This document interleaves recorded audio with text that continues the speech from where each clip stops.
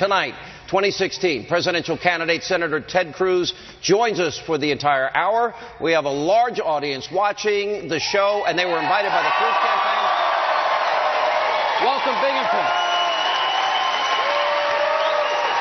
Anyway, it's our privilege to have back 2016 Republican presidential candidate Senator Cruz. How are you?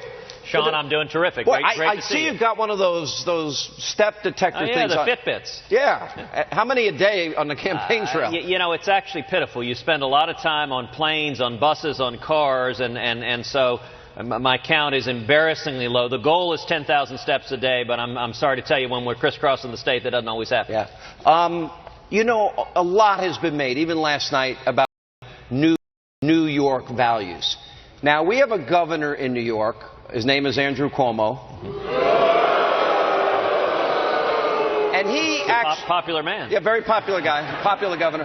And he actually talked about, well, those conservatives that are pro-life and believe in the right to bear arms and that are anti-gay. Well, I'm not anti-gay. I'm pro-traditional marriage. They have no place in New York. So I said, well, okay, I'm going to take my money and leave because we have a 10% state income tax here anyway. But it's become a big issue in the campaign. I want to give you a chance to respond. Well, sure. Look, the phrase New York values was actually not my phrase. It came initially from Donald Trump, from an interview that he gave with Meet the Press a number of years ago. And he was explaining his strong support for partial birth abortion. And his explanation was, hey, I'm from New York. Those are New York values. They're not Iowa values. And so that was his own explanation. And, you know, I would note the point you just made a second ago. Last week I was down in the Bronx and was meeting with a number of Hispanic and African-American pastors, including a Democratic state senator, Senator Ruben Diaz.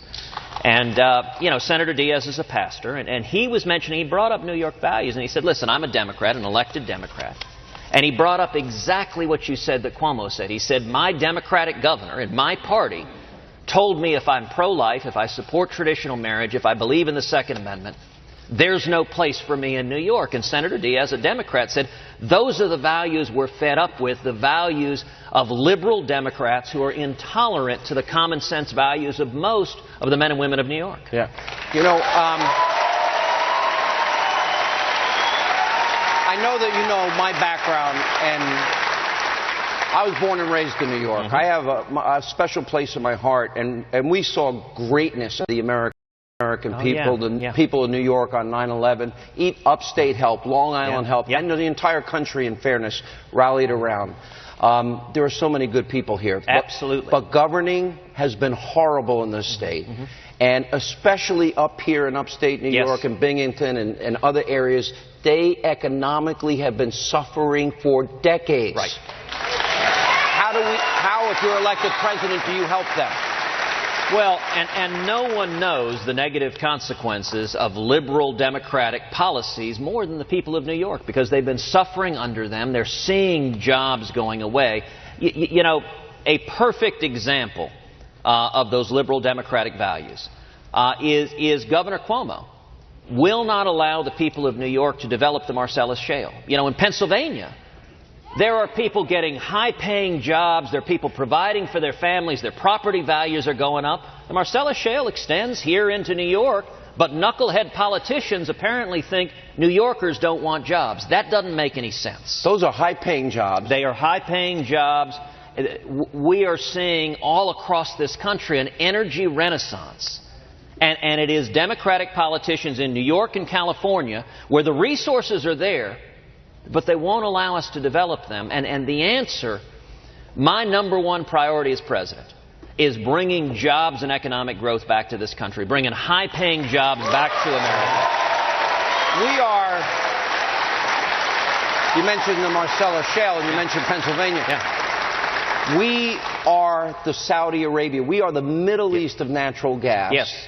And it would have the added component of not begging countries that hate us for what is the economic powerhouse for our economy, which is energy. We could become energy independent. How big is that a component in terms of the economy of the country? It is an enormous component. You know, a couple of years ago I gave a speech on the Senate floor where I took a map of the entire United States, and every county was color-coded for whether median income had gone up or gone down. That map looks almost exactly like a geological map of shale formations. And in fact, I got a clear plastic overlay of the shale formations, and you could see where you have the Bakken Shale or the Eagle Ford or the Permian or the Utica. You could see income spiking like crazy. In the Marcellus, in all those Pennsylvania counties, median income has gone through the roof, and yet the line from New York to Pennsylvania, almost like the finger of God drew it. The counties on the other side of that line, even though they have the resources, their income hadn't gone up. Just the same, the Monterey Shale in California, none of those counties, the income had gone up. And the one exception was the counties in and around Washington, D.C. that were bright green, that have gotten fat and happy. And almost every other county in America, income has stagnated or gone down. Do you believe the Saudis have artificially driven down the price of a barrel of oil to take away American jobs, for example, in North Dakota and Texas and Louisiana, and ultimately that would be New York and Pennsylvania? Sure. Do you think they did it on purpose to drive natural gas businesses out of business? Well, that's certainly part of it, and I think the Saudis are flooding the market with oil. Another component, though, is the Fed. I mean, we have had Fed policy that's had a strong dollar, a weak dollar, a strong dollar, a weak dollar, and those booms and busts. Right now we have an artificially strong dollar. That ends up driving down the cost of commodities, whether it is the cost of oil and gas, or whether it's the cost of coal, or whether it's the cost of steel, or whether, if you're a farmer, the cost of your crops. We need to have, with monetary policy, stability, not a dollar, but a stable and sound dollar. You know, I want to stay on this message of the economy for a minute, because, you know, I pointed out there's this cute little girl over there, and I don't know if we can get a picture with our jib shot over there. If she stands out in the middle aisle there, we can. You know, we've now doubled the national debt for that little girl. Yeah. We have now created an America where 95 million of our fellow Americans are out of work, 50 million in poverty, 46 on food stamps, double the debt. And I'm thinking, I don't see any way out of this. They're not talking about negative interest rates. If we put our money in the banks are going to charge you to keep your money. That's how bad things have gotten because of government involvement. Well, they're doing that in Japan. They've got negative interest rates in Japan. So how do we solve the debt? How do we get the jobs back? And how quickly could it happen? Elect Cruz!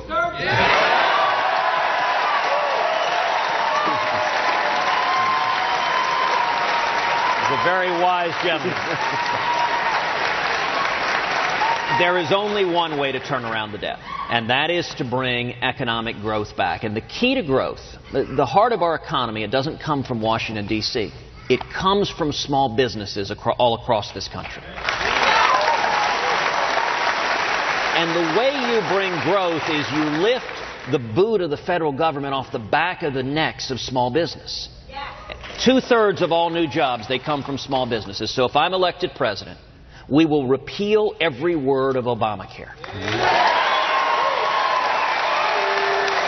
We'll pass a simple flat tax and abolish the IRS.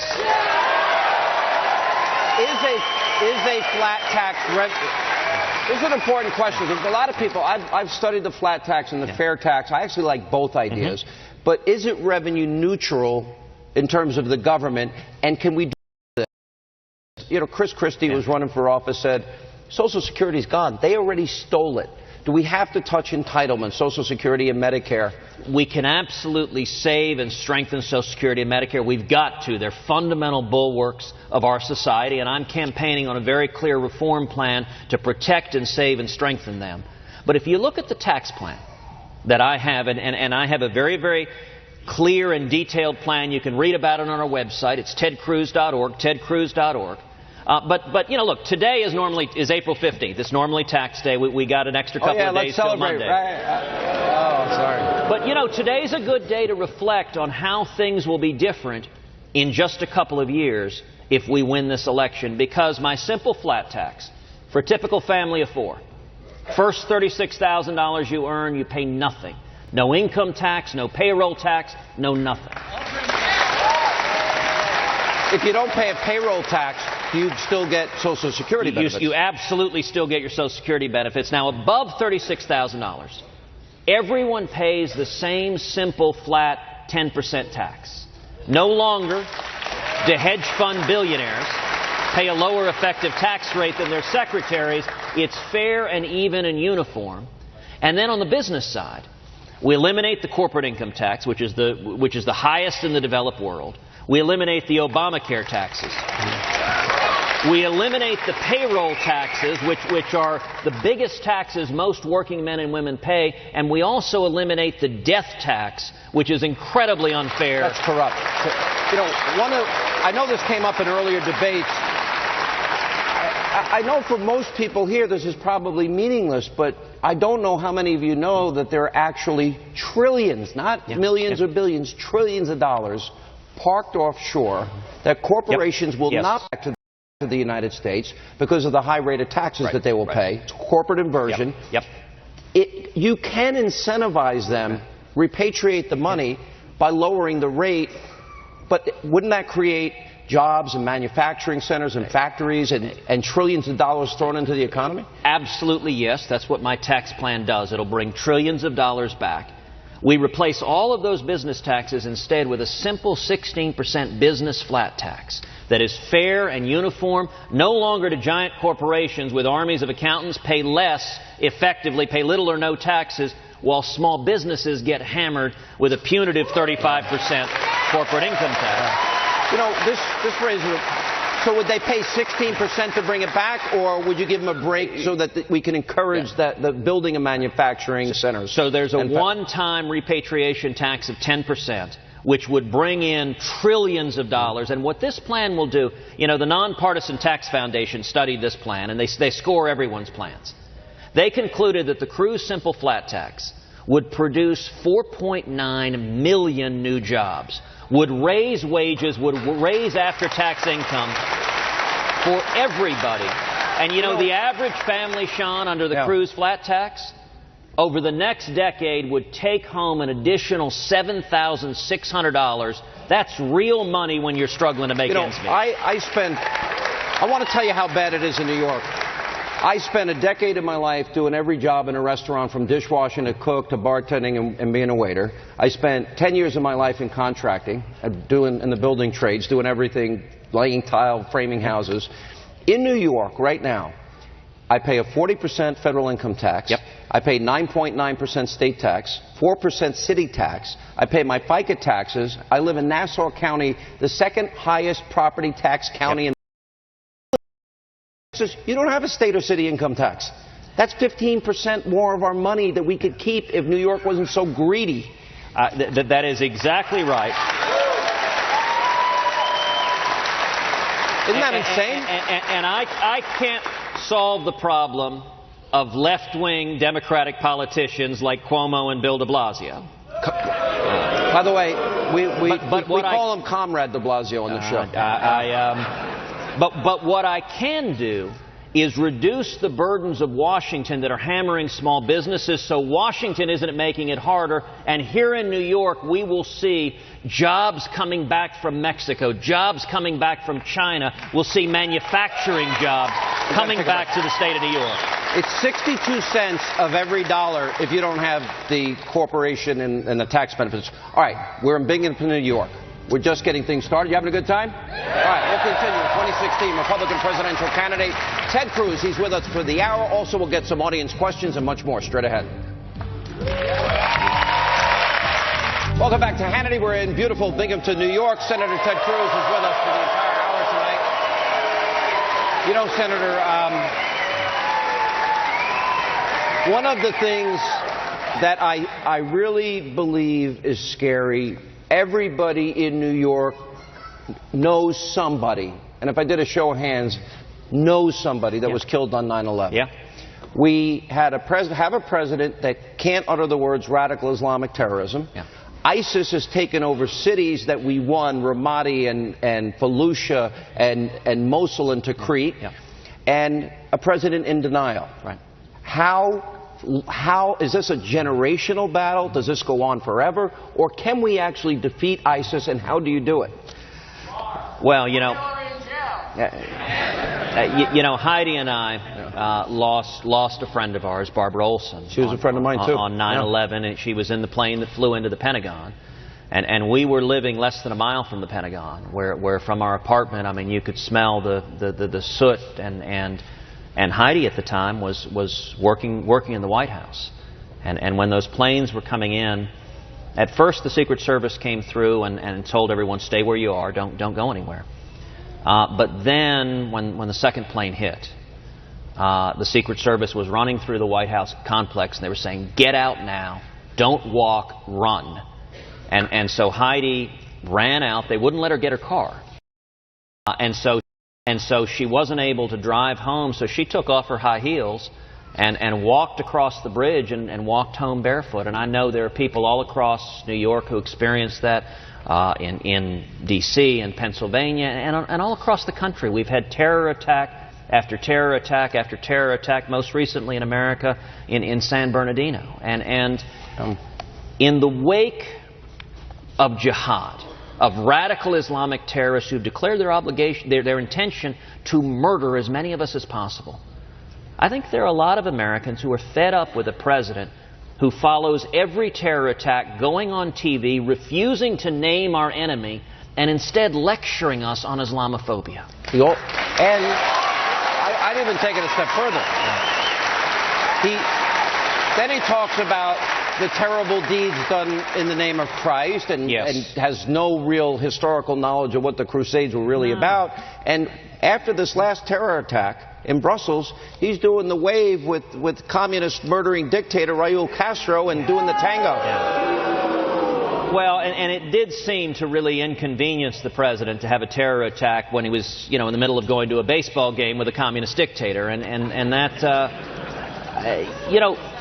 it shouldn't be, I'll tell you, and watching President Obama stand there on that stage with Raul Castro, while Castro slams the United States of America, and then listening to President Obama say, well, gosh, I agree with Castro. Traitor! Is it asking too much to have a president actually defend the United States of America? That was embarrassing. It really was. All right, but let me get back to ISIS. Yeah. Look, you used the phrasing, I criticized for it. Yeah. I actually agree with you. You said carpet bomb ISIS. Yes. You didn't say carpet bomb civilians. You said carpet bomb ISIS. And they're plotting and scheming and planning our demise. How do we find them and execute that? Well, we start by using overwhelming air power. In the first Persian Gulf War, a little over 25 years ago, we launched roughly 1,100 air attacks a day. It was saturation, carpet bombing on the Iraqi army. We did that for 37 days. And after 37 days, our troops went in a day and a half, mopped up what was left. That is overwhelming air power. Can we do that in Syria and Iraq? We can. Now, right now, the Obama administration is launching between 15 and 30 air attacks a day. I mean, it's photo op and pinprick. It looks good on CNN, but it doesn't actually kill the enemy. I don't watch CNN, but okay. What we need to be doing instead is taking out their command and control, taking out their infrastructure, taking out their communication, taking out their finances, taking out the oil fields, taking out the oil refineries, and taking out their troops, utterly and completely destroying them. We need to combine that with arming the Kurds, who are boots on the ground. They're fighting right now. It also goes to the heart and the issue of this president started with 10,000. Hillary Clinton wants tens and tens of thousands of Syrian refugees. Here's the problem. Obama's former envoy to defeat ISIS, General John Allen, our National Intelligence Director, James Clapper, James Comey, our FBI Director, our Assistant FBI Director, and our Chairman of our House Homeland Security Committee have all said that ISIS, just like they did in Paris and Brussels, will infiltrate the Syrian population. How do we ascertain if they're good people that want a better life or if they are ISIS? We can't, and that's what, ISIS has told us they intend to infiltrate those refugees. The Paris terror attacks, they infiltrated those refugees. James Comey, the head of the FBI, appointed by Obama, told Congress that he cannot vet these Syrian Muslim refugees to determine if they're ISIS terrorists. If I'm elected president, we are not going to be letting in Middle Eastern Muslim refugees who may be infiltrated with terrorism. Now, to those on the left that say, no, Hillary Clinton has been out there in force saying, oh, that's unfair.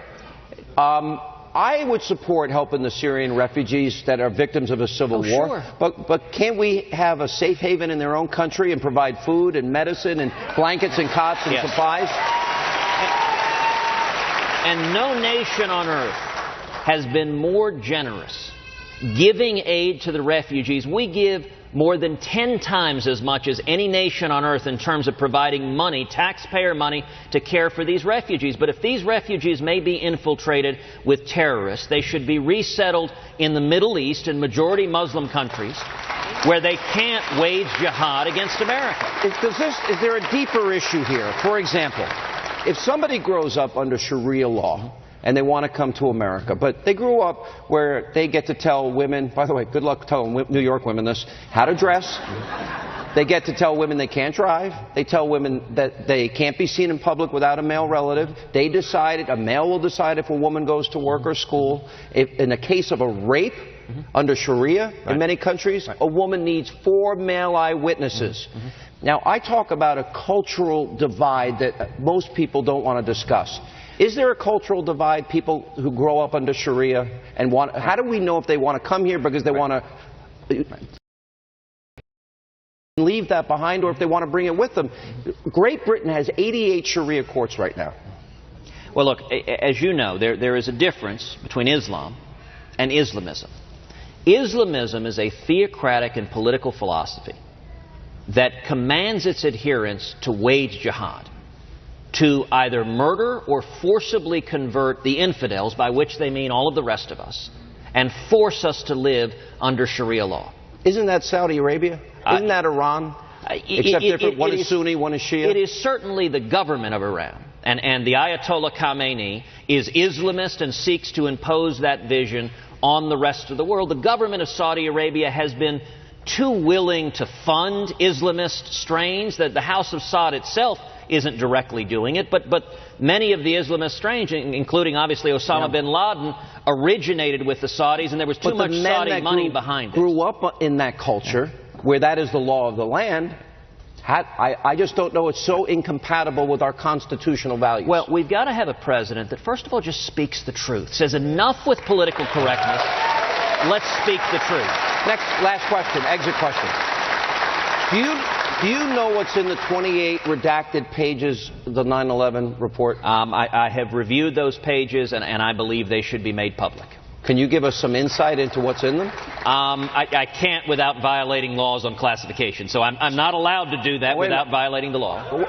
Wait, no. I promised the senator that if he reveals it, I will bring him a cake with a file. No, I'm kidding. All right, we'll take a break. We'll come back. We'll have more. We're in Binghamton, New York with 2016 Republican presidential candidate Senator Ted Cruz as Hannity on the road continues straight ahead. Welcome back to Hannity, and we're in beautiful Binghamton. We're in New York with Texas Senator Ted Cruz. He's with us for the hour. All right, I know process questions, they annoy the candidates when I ask them, but I have to ask them. You said to me on my radio show earlier this week that you think this is going to be a contested convention. Okay, that means somebody has to get to 1237. We know we've been following Colorado and the battle for delegates and all the comments that other candidates have made. I don't want to talk about that. What I want to ask you is this. As I have watched the process, just as an outsider voter, I can't even vote in a Republican primary. I'm a registered conservative in New York. But I think if it's a national party, is there a need for reform in this way? What I'd like to see, of course I believe in states having the right to choose. Should it the choice, though, be between caucus and primary? Should it be between proportional and winner-take-all? And should the delegates, if we go next time around, should they all be bound versus unbound? Because it gets confusing to everybody. You all confused about this, right? So I'll make a radical proposition. Okay. I believe in the Constitution. I don't think that's radical. The Constitution Constitution gives this authority to the states. That's the way it's been the entire history of the country. Right. And I got to say, it ain't rocket science. If anyone is running an effective and competent presidential campaign, they ought to be able to figure out how to actually go and win an election. Understood. The only thing I would like to see going... Look, I agree with you. Everybody knew the rules going in, and I agree with your analysis on that completely. I just would like to see, like in New York, every state have all the people participate rather than the convention. But listen, I don't think every state has to be like New York or every state has to be like California. Neither do I. I agree. And the reason why we are seeing so much whining about the rules is what's happened in the last 3 weeks. In the last 3 weeks, there have been a total of 11 elections in 4 states. And in those 11 elections, we have won all 11. Every single one for 3 weeks. So let me take a minute to review. It started with Utah, where we won a landslide. 69% of the vote won every single delegate out of Utah. It went to North Dakota. We won 18 delegates in Utah. Trump won 1 delegate. Then it went to Wisconsin. All of the media said in Wisconsin that it was a state Cruz couldn't win. They said it was a perfect state for Donald, that it's an upper Midwest state, it's an industrial state, not a very large evangelical population. It was heavily blue-collar, union member, working class, actually very similar demographics to much of upstate New York. The day before the election, Donald in Wisconsin promised a, quote, big victory in Wisconsin. The next day, we saw a landslide victory. We won with 48% of the vote, beat Donald by 13 points. Let me ask this question. Convention. It was a really pretty, I think, good analysis in, believe it or not, the Washington Compost. And so my question to you is, how do you see this going down, that you get to 1237, considering you believe it's going to be contested? So how do you get to that number? And here's the second part of the question. Take the personalities out of it.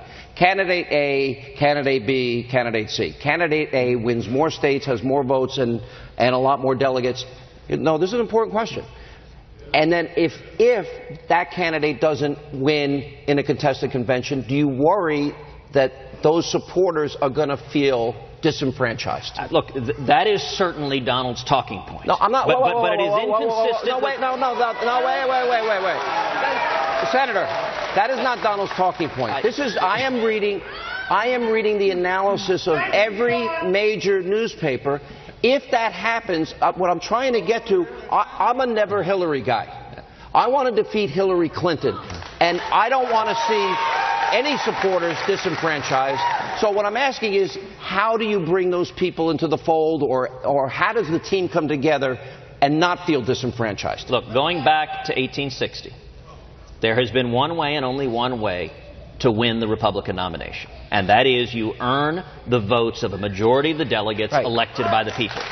That has been every single election since 1860. Lincoln got it on the third time. And by the way, he didn't go in, using the Donald talking point, he didn't go in with the most votes and the most delegates. Instead, what happened was he earned it at the convention, and if you can't get a majority of the delegates to support you, you ain't going to be the nominee, and you ain't going to be the president. So here's my next question. This is important.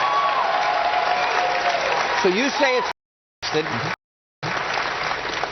If in fact... It likely will be. All right, you say it likely will be. Okay. So if we get there, and let's say what happened with Lincoln. Let's say you're in second place and you do win this. What I'm concerned about is I read social media. It's the Cruz people hate the Trump people hate the Cruz people. But at the end of the day, I listen to Hillary Clinton's vision for this country, and it scares me. That is a third Obama term. And I worry about unity at the end of the... You all agree with me? I worry about unity. That's what I'm asking. Listen, I emphatically agree, and let me be clear. I love the Trump supporters. I understand why they're supporting Donald Trump. They're angry with Washington. The issues that have animated the Trump supporters, stopping illegal immigration, securing the border, and bringing jobs back from China, back from Mexico, fighting for the working class, Those have been the issues at the heart of my campaign. Those have been the issues that I have been fighting for. And you are absolutely right. We have got to unify the party to win. It's one of the reasons I'm so encouraged by what we're seeing. In the last 3 weeks, we've won 11 elections in a row because Republicans are uniting behind our campaign. And let me point out, of the 17 Republican candidates who started this race, 5 have now endorsed our campaign. We've been endorsed by Rick Perry, by Lindsey Graham, by Jeb Bush, by Scott Walker, and by Carly Fiorina. Now, that is an incredible diversity. It's a good start, right? Here's my last and final question. John Kasich and Marco Rubio both have a lot of delegates. Marco indicated in an interview with our friend Mark Levin that he is likely to come over and support you. So my question is, even at the end of this process, do you think you will get along with everybody? I remember early in the process, during one of the early debates, everybody said, everybody on this stage is better than what the Democrats are offering. Is it going to end up that way? Look, from my end, I certainly intend for it to be. I have endeavored throughout this campaign. There have been moments that have been nasty and personal and ugly, and I have not responded in kind, and I'm not going to respond in kind. I'm going to keep the focus on issues, on substance, on policy. You know, what I think the people of New York care about is not candidates bickering like children. I think what the people of New York care about is, how do we bring jobs back to New York? How do we raise wages? How do we keep Americans safe? And that's my focus. All right, we got to take a break. We're in beautiful Binghamton, New York. When we come back, you all ready to ask some questions? Yeah. We're going to let this great audience ask questions for Senator Ted Cruz as we continue for the hour, the best election coverage right here on Fox. Hello, Binghamton. We're in Binghamton, New York at the Broome County Forum Theater. We're with Senator Ted Cruz for the entire hour. Our first question from the audience. Hi, what's your name? Hi, my name is Joella Anderson. And this question was submitted to me by Mrs. Smith's 5th grade class at Shenango Bridge Elementary School. What are your thoughts on Common Core? And what do you believe our education system needs to ensure quality education for all children? Great question. It's a terrific question. Let me say thank you to Mrs. Smith's 5th grade class. And on Common Core, if I'm elected president, in the very first days in office, I will direct the U.S. Department of Education that Common Core ends that day.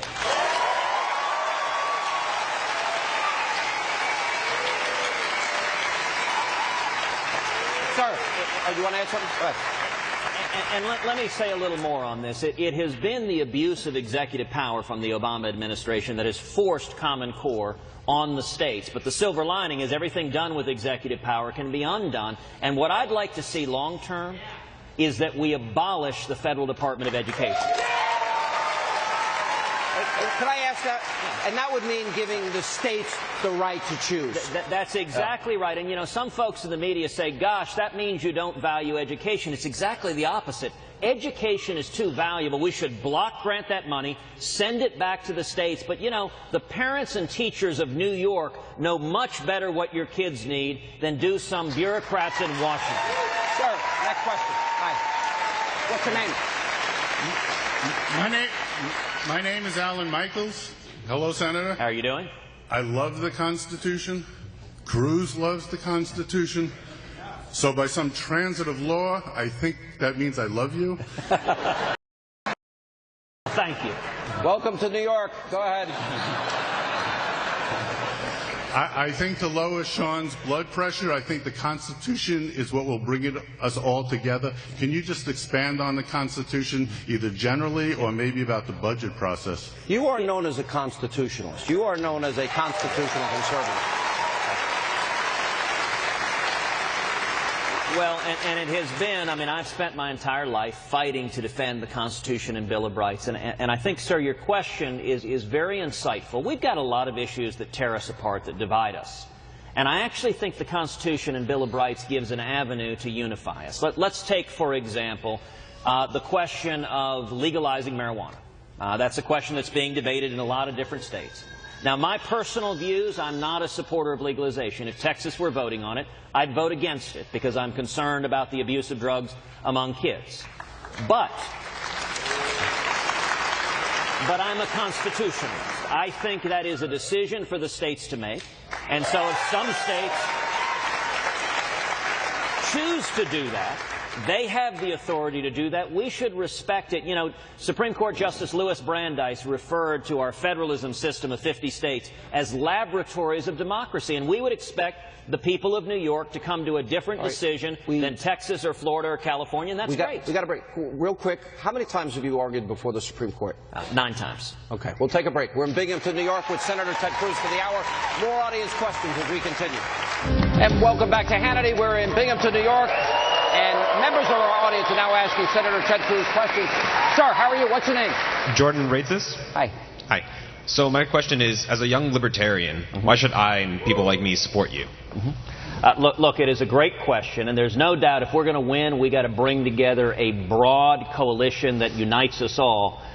As a libertarian, I would say there has been no one that is in this race right now who has fought harder for principles of liberty. And if you look at the Constitution and Bill of Rights, whether it is the First Amendment and free speech, whether it is the First Amendment and religious liberty, whether it's the Second Amendment and the right to keep and bear arms, or whether it is our privacy, the right to keep the federal government out of our business, or whether it is the 10th Amendment, bringing power from the federal government back to the states and local governments. I've spent my whole life fighting for the Bill of Rights and Constitution, and I give you my word as president, I'm going to do the exact same thing. I want to ask you one question that we've really got to... I have known Prime Minister Netanyahu for many, many years. When I wrote my first book in 2002, I was honored to have him blurb my book. I've known him. I was in Israel in August in August a year ago when the conflict was going on. I went down in the tunnels.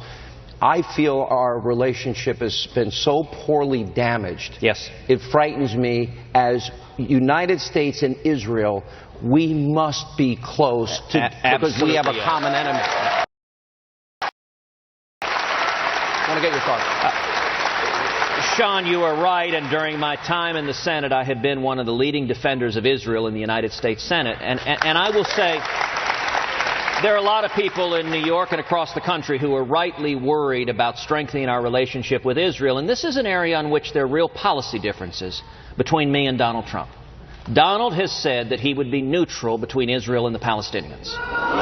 I strongly disagree with him as that. I believe we should stand unapologetically with the nation of Israel. Donald has also suggested that we should reduce the military aid that we give to Israel, and he said we should make them pay big time for that military aid. I think, if anything, we should expand the military aid. And let me give you one final example, which is, as president, on day one, I'll begin the process of moving the American embassy in Israel to Jerusalem. Donald's campaign is being run by an individual who was paid hundreds of thousands of dollars by Saudi Arabia to lobby against moving the embassy to Jerusalem. So those are policy differences on which we disagree that I think are relevant to the voters. We'll take a break. We're in Binghamton, New York. It's Hannity. We're on the road. We'll continue right after this. All right, welcome back to Hannity. That is all the time we have left this evening. Senator, you want to say one thing before we go? Well, I would say Tuesday is the election here in New York. I would ask you to come together, stand together. If you want to beat Hillary, there's only one candidate who can win the nomination and beat Hillary, and we're coming together and uniting. Binghamton, New York, we love you. Thanks for being with us, and thank you. Have a great night.